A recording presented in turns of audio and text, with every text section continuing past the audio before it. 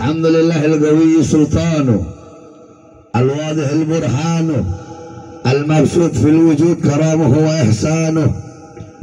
Allahumma salli wa sallim wa barik wa karrim wa azzim ala nuril anwar wa sirril asrar wa diryakil akhyar wa miftahi babil yasar sayyidina wa maulana Muhammadinil Mukhtar. Muhammadinil Mukhtar sallallahu alaihi wasallam. Muhammadinil Mukhtar wa alihi al-abhar wa ashabil akhyar adada ni'amillah wa ifdalih amma ba'd. Saya cinta yang saya muliakan para alim ulama, para habaib, para kiai, para asatid, para tokoh masyarakat, segenap aparat pemerintah, wabil khusus segenap keluarga besar sapu jagat, segenap guru-guru sapu jagat, para laskar-laskar, para pendekar-pendekarnya yang saya cinta, yang saya muliakan, sebagai panitia peringatan Isra Mi'raj, yang saya cinta, yang saya muliakan, segenap pengurus Front Persaudaraan Islam, wabil khusus yang saya cinta, yang saya muliakan, pimpinan Pondok Pesantren Al-Futuhat Raden Ahmad, mudah-mudahan Allah panjangkan umur beliau, Allah sehatkan jasmani dan ruhani beliau, beserta seluruh para ulama, kiai yang lain, ada Habib Reza, beserta seluruh hadirin hadirat, muslimin muslimat, bapak-bapak, ibu-ibu, pemuda pemudi, umat baginda Nabi besar Muhammad yang selalu dimuliakan oleh Allah Subhanahu wa taala. Saudara-saudara, saya tidak akan lama. Saudara-saudara, kita duduk pada malam hari ini untuk mengenang satu peristiwa yang mulia, satu peristiwa yang agung, satu peristiwa yang luhur, suatu kejadian yang luar biasa, kejadian yang luar biasa, kejadian yang langka, perjumpaan antara kekasih dengan kekasih, perjumpaan antara seorang pecinta dengan yang dicintai, perjumpaan antara perindu dengan yang dirindukan, yaitu perjumpaan Allah dengan baginda Nabi besar Muhammad yang kita kenal dengan Isra wal Mi'raj. Para ulama-ulama salaf, banyak sekali para ulama-ulama yang mengarang kitab-kitab yang menjelaskan tentang Isra Mi'raj. Ada kitab As-Siraj Al-Wahhaj fi Haqaiqil Mi'raj karangan Al-Imam Abu Ishaq Muhammad bin Ibrahim An-Nu'mani Asy-Syafi'i. Beliau adalah murid daripada Al-Imam Ibnu Hajar Al-Asqalani. Kemudian ada kitab Al-Mi'raj karangan Al-Imam Abdul Qasim Abdul Karim Al-Kushairi. Kemudian ada kitab Ar-Risalah fil Mi'raj karangan Al-Imam Abdul Hasan Ali bin Muhammad Al-Lakhmi. Kemudian ada kitab Ayatul Kubra fi Syarah Qissatil Isra karangan Al-Imam As-Suyuti. Kemudian ada kitab Al-Ayah Az-Zahimah Al-Bahira fil Mi'raj Sayyidu Ahli Dunya wal Akhirah karangan Al-Imam Al-Hafidh Samsuddin Muhammad ibn Yusuf Asy-Syami Ad-Dimashqi. Satu lagi kitab beliau Ayatul Bayyinat fil Mi'raj Sayyidu Ahli Al-Ardi was Samawat. Kemudian ada kitab Qissatul Mi'raj karangan As-Sayyid Utsman Syata ibn Muhammad Syata. Kemudian ada kitab Afdhalul Manhaj fi Isbat Isra wal Mi'raj karangan Al-Imam Al-Hafidh Syekh Abdullah Mustafa Al-Maraghi. Kemudian ada kitab Dau'us Siraj fi Fadli Rajab wa Qissah Al-Mi'raj karangan Al-Imam As-Sayyid Muhammad Amin Al-Kurdi. Ya, kalau daerah Jawa Barat sama Banten biasanya pondok-pondok pesantren salaf, santri-santri salafi, kiai-kiai salafi, kalau bulan Rajab itu kebanyakan mengkhatamkan kitab Dau'us Siraj fi Fadli Rajab wa Qissah Al-Mi'raj. Kebanyakan, nggak tahu kalau di sini. Kemudian ada kitab Minhajus Syami, Mukhtasar Mi'rajus Syami, karangan Asy-Syaikh Yusuf bin Ismail An-Nabhani. Kemudian ada kitab Qissatul Mi'raj, karangan Al-Imam Najmuddin Al-Ghaiti. dihasiahkan, namanya Hasyiah Ad-Dardir, dikarang oleh Imam Ahmad Abul Barkat Ad-Dardir. Nah, di Banten atau Jawa Barat juga kalau bulan Rajab pasti santri-santri salaf, pondok pesantren salaf pasti mengkhatamkan kitab Hasyiah Ad-Dardir, iya kan? Iya kan? Tempat kiai, iya kan? Pasti. Nah, itu matanya namanya Qisatul Mi'raj, karangan Imam Najmuddin Al-Ghaiti. Kemudian ada lagi kitab Nailul Muna wal Ghaya As-Sa'ul fil Mi'raj Sayyidina Al-Mustafa Rasul, karangan Al-Imam Muhammad bin Ja'far Al-Kattani. Kemudian kitab Al-Mi'raj An-Nabawiyah, karangan Syekh Hasan Asy-Syati. Kemudian kitab Hulal Dibaj Al-Matruzah, karangan Imam Muhammad bin Muhammad Al-Hadi. Kemudian ada lagi kitab Yawaqit Taj Al-Wahhaj, karangan Al-Imam Muhammad bin Muhammad Al-Hadi. Kalau yang tadi Hulal Dibaj Al-Matruzah itu karangan Al-Imam Syekh Nafi Al-Jauhari. Terus ada lagi kitab Al-Anwar Al-Bahiyah fil Mi'raj Khairil Bariyah. Itu kitab karangan guru kami, Imam besar Ahlus Sunnah wal Jamaah, Abuya As-Sayyid Al-Habib Muhammad bin Alwi Al-Maliki Al-Hasani. Jadi saudara-saudara pelajari kitab-kitab yang saya sebutkan tadi, maka engkau akan mendapatkan pemahaman yang rinci, pemahaman yang jelas, padat, berisi, pemahaman yang benar tentang kejadian Isra wal Mi'raj. Kita ngaji di sini, saya nggak ceramah, sedikit saja. Semua ikuti dengan keras. Anggap saya lagi buka kitab, cuma nggak bawa kitab. Paham? Siap ngaji? Siap ngaji?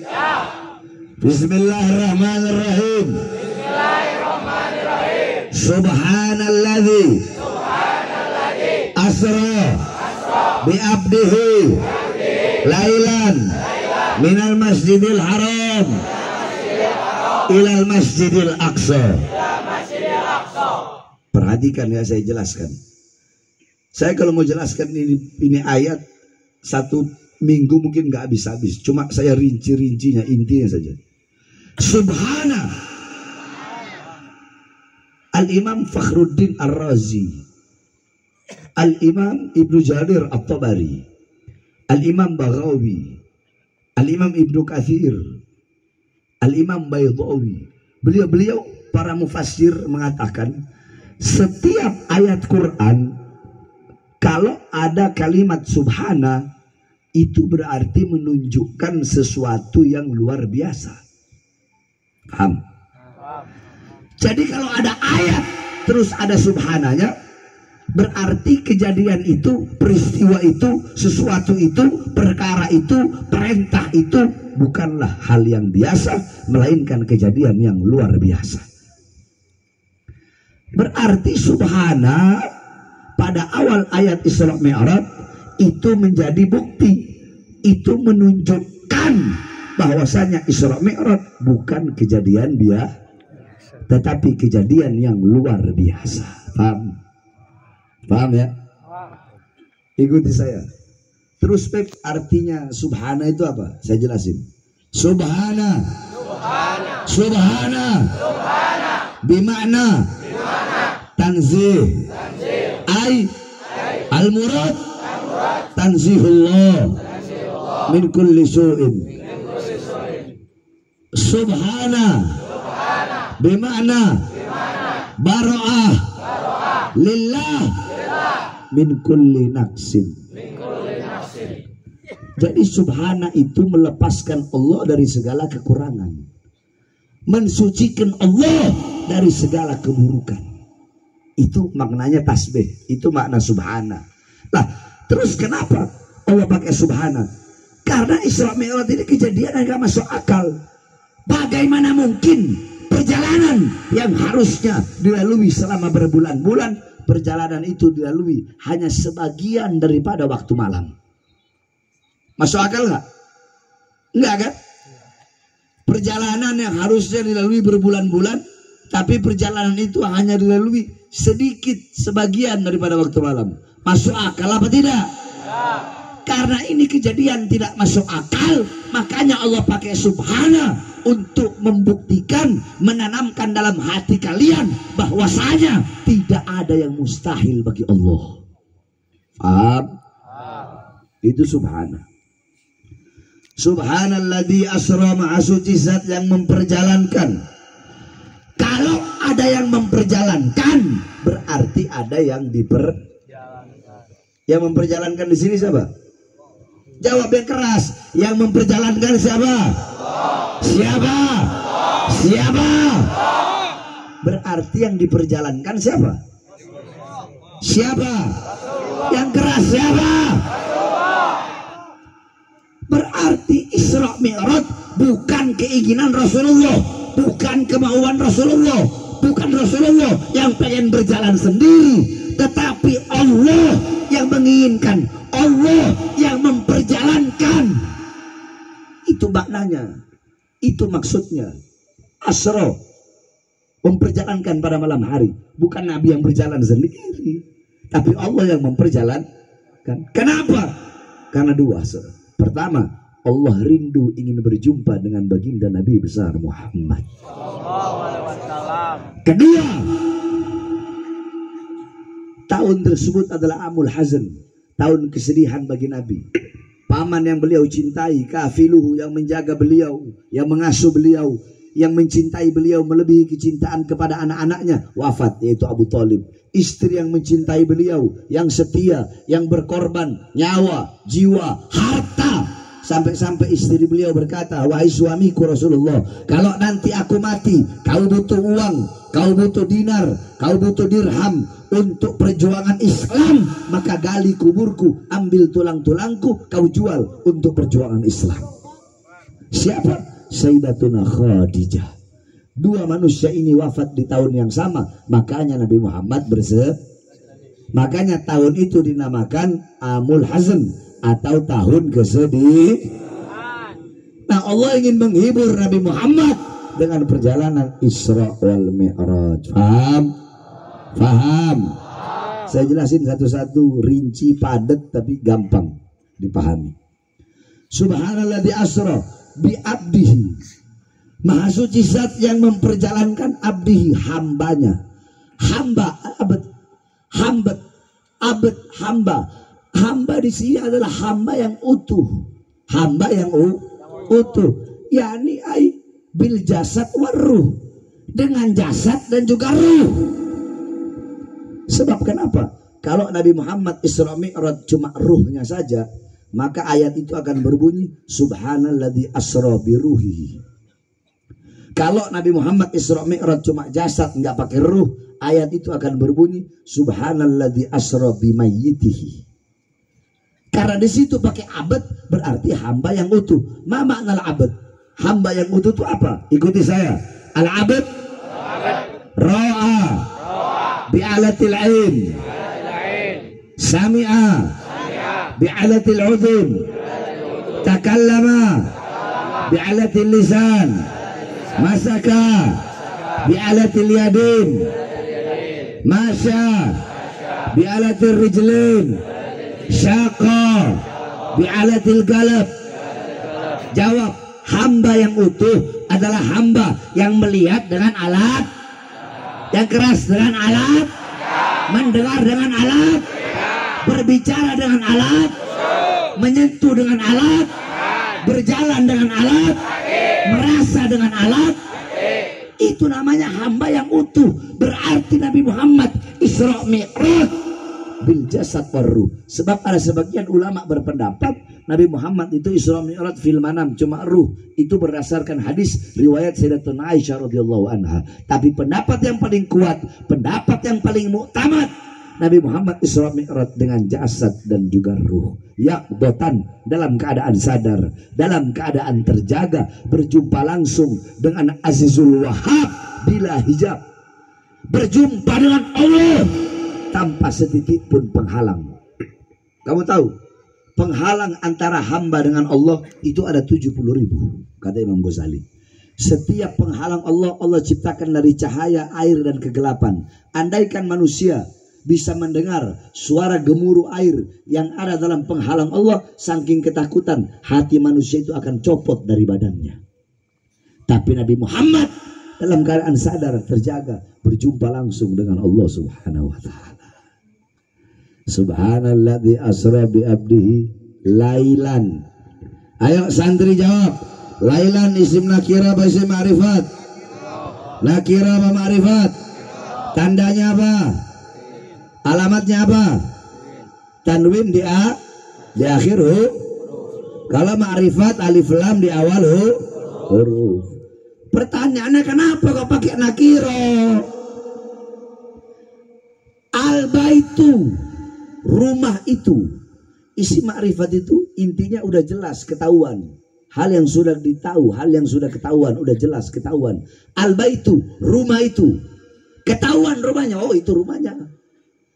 Nah kalau isim nakiro ditandai dengan tanwin, belum ketahuan, belum jelas. Baitun, rumah. Rumah yang mana? Rumahnya siapa? Warna apa? Bentuk apa? Berapa tingkat? Kalau di situ pakai alif lam, subhanalladzi asra bi abdi, subhanalladzi asra bi abdihi lail, pakai alif lam, berarti Nabi Muhammad Isra-nya satu malam penuh. Karena isi ma'rifat kan. Al-lail artinya apa? Al-lailah artinya apa? Satu malam. Berarti satu malam penuh kan? Nah di situ pakai nakiro lailan, berarti bimakna apa? Bimakna taklil muddatil isra. Maknanya adalah penyedikitan daripada waktu malam. Berarti Nabi Muhammad Isra Mi'raj bukan satu malam penuh, tapi hanya sebagian daripada waktu malam. Bisa jadi 1 detik, bisa jadi 1 menit, bisa jadi 1 jam. Wallahu a'lam. Yang penting nggak sampai 1 malam penuh. Kenapa? Karena pakai isim nakir. Paham? Paham nggak? Subhanallah minal masjidil haram ilal masjidil aqsa. Dari masjidil haram ke masjidil aqsa. Dari tempat yang mulia ke tempat yang mulia. Dari tempat yang baik ke tempat yang baik. Dari tempat yang suci ke tempat yang suci. Sebagaimana dalam hadis qala Rasul, la tusaddur rihal illa ila thalatha masajid, masjidil hada wa masjidil haram wa masjidil aqsa. Tidak ada pergi, tidak ada bepergian yang lebih utama selain pergi ketika masjidku ini, Masjidil Haram dan Masjidil Aqsa. Kalian mau pergi ke masjid manapun, tetap yang paling utama bepergian ke Masjidil Haram, Masjid Nabawi dan Masjidil Aqsa. Nah Nabi Muhammad dari tempat yang mulia ke tempat yang mulia, dari tempat yang agung ke tempat yang agung, dari tempat yang suci ke tempat yang suci. Paham? Satu hal penting yang ingin saya jelaskan. Banyak penceramah sekarang ini, penceramah, dai, ustadz, kiai. Kalau habaib jarang yang bahas. Penceramah banyak ngomong begini. Kalau lagi acara Isra Mi'raj, saudara-saudara, Jibril datang membawa cawan yang terbuat dari emas, yang berisi air dari surga. Kemudian dibelah dada Nabi Muhammad, dikeluarkan kotoran-kotorannya, kemudian dibersihkan, disucikan. Saya tanya, pernah nggak dengar ada yang ngomong begitu? Pernah nggak? Pernah nggak? Banyak nggak? Banyak nggak? Kalau ada ustadz atau kiai atau ajaran atau habib atau penceramah siapapun jelasin seperti itu, ngomong seperti itu ulama goblok. Gak pernah belajar itu orang. Awas jangan. Kalau udah bahas Nabi Muhammad itu hati-hati. Sekarang begini, kalau orang awam dengerin ceramah Nabi Muhammad hatinya dibersihkan, berarti dibersihkan. Sebelum dibersihkan berarti apa? Berarti apa? Berarti apa? Orang awam kan begitu pemikirannya. Makanya kalau mau memberikan ilmu, berikanlah ilmu sesuai dengan pemikiran orang itu, otak orang itu, akal orang itu untuk menerima ilmu tersebut. Nah sekarang kalau kita jelasin dikeluarkan kotoran-kotoran, nanti orang berpikir hati Nabi aja kotor, kan begitu. Padahal dalam kitab yang saya sebutkan tadi, yang dikeluarkan adalah rahmat Nabi Muhammad untuk iblis. Nabi Muhammad ini rahmatan lil alamin, bukan hanya sama Islam, bukan hanya sama manusia, tetapi sesama makhluk. Iblis makhluk bukan? Makhluk bukan? Makhluk bukan? Nah, rahmat Nabi itulah yang dikeluarkan. Agar apa? Agar tidak ada celah bagi iblis untuk bisa menggoda baginda Nabi besar Muhammad. Paham ya? Nah, intinya Allah undang Nabi Muhammad Isra Mi'raj untuk menerima satu perintah yang mulia, perintah yang agung, perintah yang suci, perintah yang dimana ketika Allah memerintahkan perintah-perintah yang lain cukup melalui Quran. Ketika Allah perintahkan puasa cukup melalui Allah perintahkan haji cukup melalui Allah perintahkan haji cukup melalui Quran. Allah perintahkan sedekah cukup melalui. Tapi ketika Allah perintahkan perintah yang satu ini nggak cukup melalui Quran. Allah undang langsung Nabi Muhammad untuk menerima perintah tersebut. Kenapa? Karena begitu pentingnya dan utamanya perintah tersebut. Contoh kayak kiai. Kiai kalau mau nyuruh murid hal-hal yang biasa cukup lewat WhatsApp kan. Tapi kalau mau nyuruh hal yang penting, perkara yang penting, kamari siap. Ketemu langsung, ngadep-ngadepan. Baru kiai ngomong. Kalau mau ngasih perintah yang penting. Nah begitu pun perintah ini. Allah langsung undang Nabi Muhammad untuk menerimanya. Apa itu? Salat. Apa perintahnya? Perintahnya apa? Perintahnya apa? Makanya jaga kau punya sholat. Perhatikan kau punya sholat. Sholat yang menentukan bahagiamu dunia akhirat, selamatmu dunia akhirat, susahmu dunia akhirat, celakamu dunia akhirat, hinamu dunia akhirat, muliamu dunia akhirat. Yang menentukan adalah sholat. Sholat yang menentukan apakah engkau akan mati dalam keadaan baik atau mati dalam keadaan buruk, mati dalam keadaan husnul khotimah atau mati sul khotimah. Sholat yang menentukan engkau akan dibangkitkan dalam keadaan baik atau dalam keadaan buruk. Sholat yang menentukan kelak di padang mahsyar engkau akan dinaungi dengan cahaya Allah atau dinaungi atau engkau akan tenggelam dalam lautan keringatmu sendiri. Sholat yang menentukan kelak di hari pertimbangan engkau akan timbanganmu berat ke kanan atau berat ke kiri. Sholat yang menentukan kelak nanti engkau akan menerima di hari perhitungan buku amalmu dari sebelah kanan atau dari sebelah kiri. Sholat yang menentukan ketika melewati jembatan Shiratal Mustaqim kau akan masuk, kau akan selamat atau engkau akan jatuh dan celaka. Maka jaga kau punya as-salat. Ayo ikuti saya semua. As-salatu rasul ibadah. Salat itu kepalanya ibadah. Salat itu intisari ibadah. Jadi sholat itu kepalanya ibadah, intisarinya ibadah, amal ibadah yang lain itu ekor. Kepala ngikut ekor atau ekor ikut kepala? Ekor ngikut kepala. Kalau kau punya sholat baik, kau punya sholat bagus, kau punya sholat sempurna, walaupun seluruh amal ibadahmu sedikit, maka semua amal ibadahmu bakal baik. Sebaliknya, amal ibadahmu banyak, haji puluhan kali, sedekah sampai harta habis, puasa, riyadhah, tapi kalau sholatnya nggak sempurna, sholatnya bolong-bolong, sholatnya rusak, maka amal ibadahnya rusak walaupun amal ibadahnya banyak. Jadi sholat itu adalah tolak ukur baik dan buruknya ibadah seseorang hamba. Beb, saya nggak bisa sholat awal waktu. Kalau nggak bisa sholat awal waktu, sholat tengah waktu.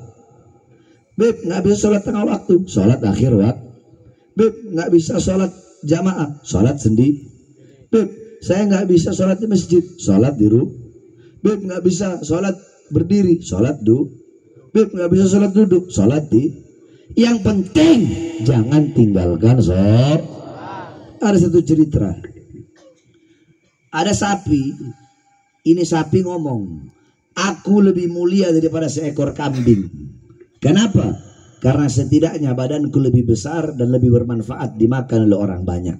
Kambing gak terima. Kambing bilang, walaupun sapi lebih mulia daripada aku, tapi setidaknya aku lebih mulia daripada ayam. Kenapa? Badanku lebih besar daripada ayam. dagingku bisa dimakan orang, sehat, bikin kuat. Ayam bilang, memang kambing lebih mulia daripada aku. Tapi aku kalau pagi bangunkan orang sholat, dagingku bisa dimakan, telurku bisa jadi obat. Setidaknya aku lebih mulia daripada seekor anjing.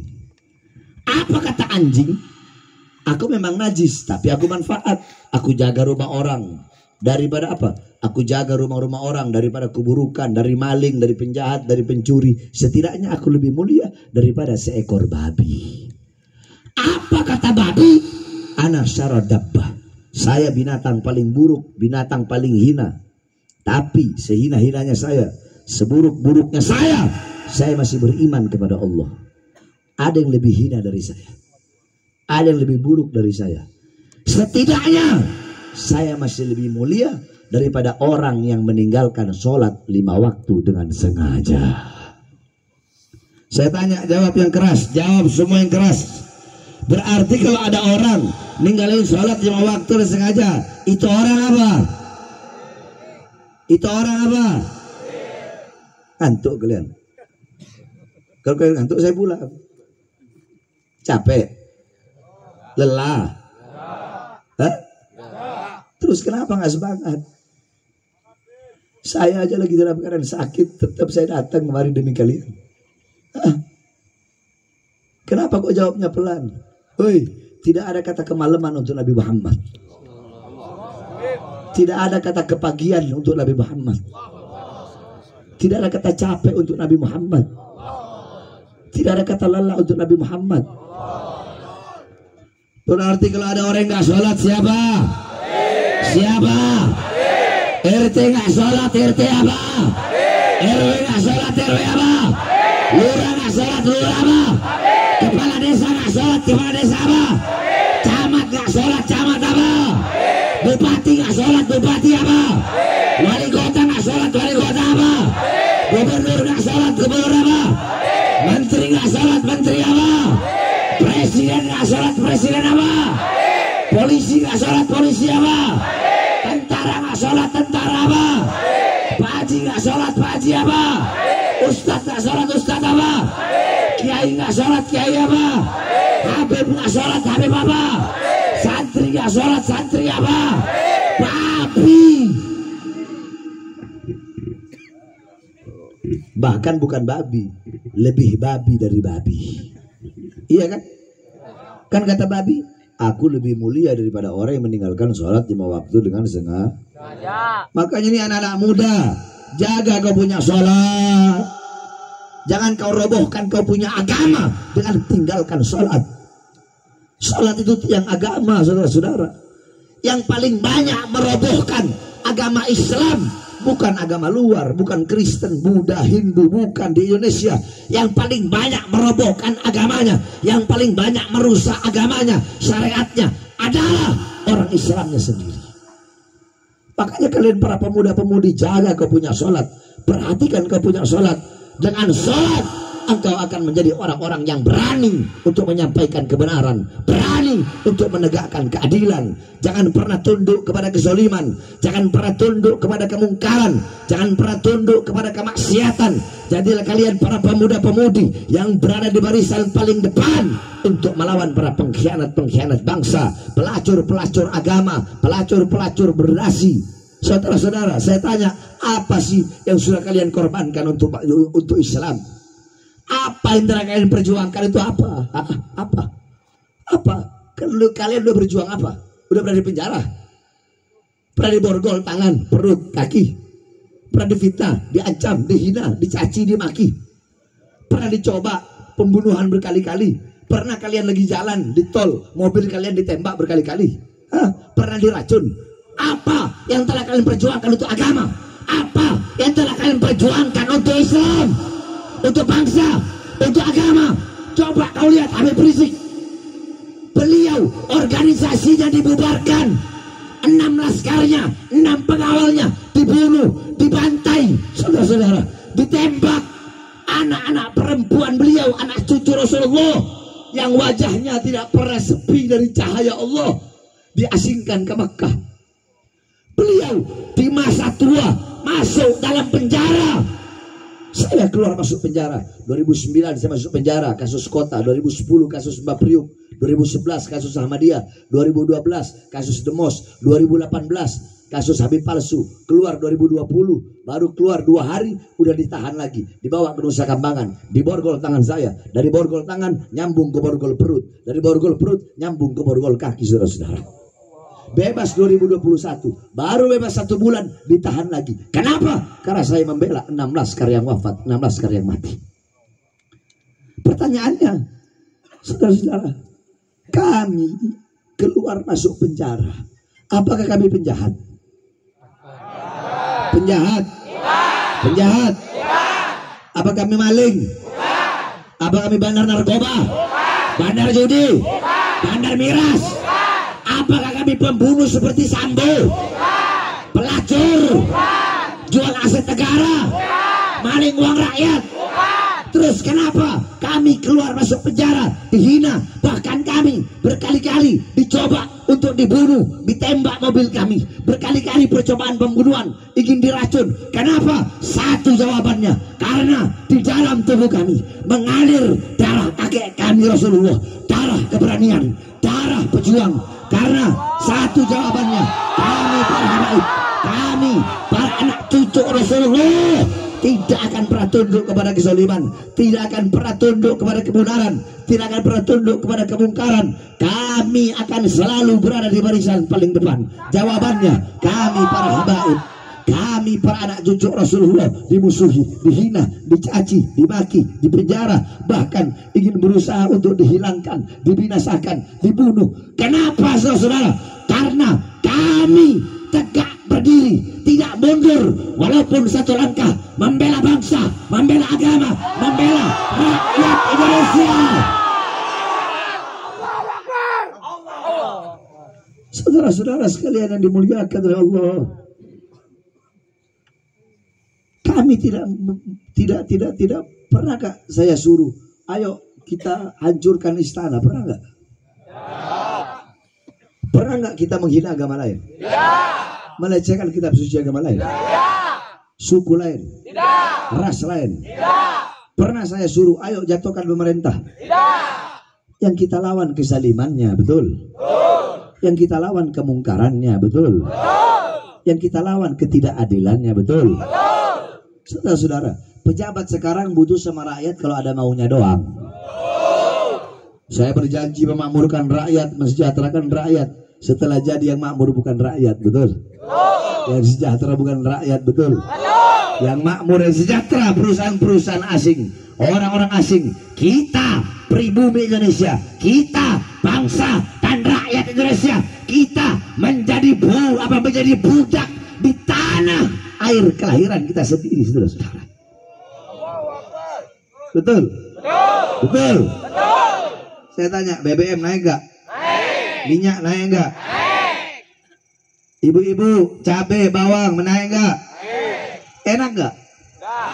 Itu yang kita perjuangkan, kebijakan-kebijakan yang merugikan rakyat, kebijakan-kebijakan yang menyengsarakan rakyat. Saudara-saudara, makanya saya Bahar bin Abdul Smith bersumpah, demi Allah, saya bersumpah saya tidak akan pernah kapok, saya tidak akan pernah capek, saya tidak akan pernah lelah dalam menyuarakan kebenaran dan menegakkan keadilan. Jangankan hanya di penjara, woi, penjara itu cuma kecil. Demi agama, demi Islam, demi tegaknya agama datuk saya, demi syariat, demi bangsa, demi NKRI, demi Merah Putih, demi Pancasila. Jangankan hanya di penjara, nyawa saya, jiwa saya, darah saya, murah harganya, tumpah untuk bangsa dan rakyat Indonesia, saudara-saudara. Makanya ingin saya sampaikan kepada Ormas Sapu Jagat, Ormas Sapu Jagat, saya sampaikan kepada para pendekar-pendekar Sapu Jagat, dengarkan nasihat saya ini.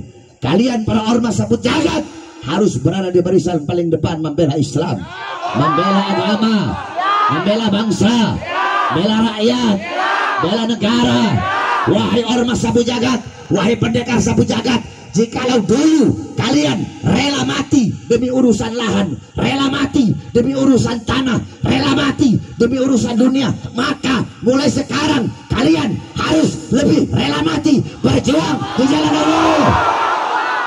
Saya tanya, pasukan sapu jagat siap bela Islam? Siap mati demi Islam? Siap hancur demi Indonesia? Siap binasa demi Indonesia? Allahu Akbar. Jikalau dulu kalian ormas sapu jagat, jikalau dulu kalian para laskar-laskar, para pendekar sapu jagat, kalian rela mati demi urusan perut, demi urusan kekuasaan, pangkat, jabatan, urusan uang, maka sekarang kalian harus lebih rela mati untuk membela ulama, ustadz, kiai, dan para anak cucu Rasulullah. Sapu jagat siap bela habaib, siap mati bela cucu Rasulullah. Semua yang hadir siap bela Islam, siap bela Indonesia, siap hancur main NKRI. Allahu Akbar, Allahu Akbar. Makanya saya bilang, pejabat, kalian jangan sombong. Woi presiden, menteri, polisi, jenderal, jangan sombong. Apa yang kamu sombongkan? Pangkat bintang, ya. Bintang, sombong. Jadi jenderal sombong, jadi presiden sombong. Saya tanya, apakah pangkat bintang, jenderal, presiden di akhirat itu pangkat jabatan bisa menyelamatkannya? Di akhirat nggak ada pangkat, nggak ada jenderal, nggak ada jabatan. Yang punya pangkat, yang punya jabatan hanya satu. Siapa? Allah. Makanya kalian para pejabat jangan macam-macam sama rakyat, betul? Jangan menyusahkan rakyat. Layani rakyat, makmurkan rakyat, sejahterakan rakyat. Ingat, saya tanya, jawab semua. Rumah dinas mereka para pejabat dari siapa? Dari siapa? Mobil dinas mereka dari siapa? Gaji mereka dari siapa? Senjata mereka dari siapa? Tank mereka dari siapa? Watercan mereka dari siapa? Dari rakyat, keringat rakyat, darah rakyat, air mata rakyat, pajak rakyat. Maka kalian jangan macam-macam dengan rakyat, karena rakyat adalah ibu kandung kalian. Ketahuilah, wahai para pejabat, wahai presiden, wahai polisi, wahai tentara, wahai aparat, wahai menteri, wahai pemerintah, ketahuilah, di atas kalian ada kami, rakyat Indonesia. Hidup rakyat, hidup rakyat, hidup rakyat. Allahu Akbar. Mudah-mudahan pejabat yang baik, taat, amanat, patuh tunduk kepada Allah. Sebelum saya tutup, saya lagi bangun pondok pesantren. Saudara-saudara tahu saya haram jada tidak bantuan dari pemerintah. Makanya saya harapkan semua yang hadir bisa mengeluarkan hartanya di jalan Allah. Bisa keluarkan harta? Tidak ada harta yang bisa menyelamatkanmu dalam kubur kecuali harta yang dikeluarkan di jalan Allah. Betul? Jadi tabungan, nanti mecahin tabungannya di akhirat. Kalau nabungnya kecil, mecahinnya juga dapatnya. Kalau nabungnya besar, nanti di akhirat mecahinnya. Makanya keluarin yang banyak buat pondok pesantren. Beli sorban 300.000, beli peci 100.000, ngasih pondok pesantren 5.000. Ibu-ibu beli make up 900.000, ngasih pesantren 10.000. Kau kasih satu, Allah balas 10.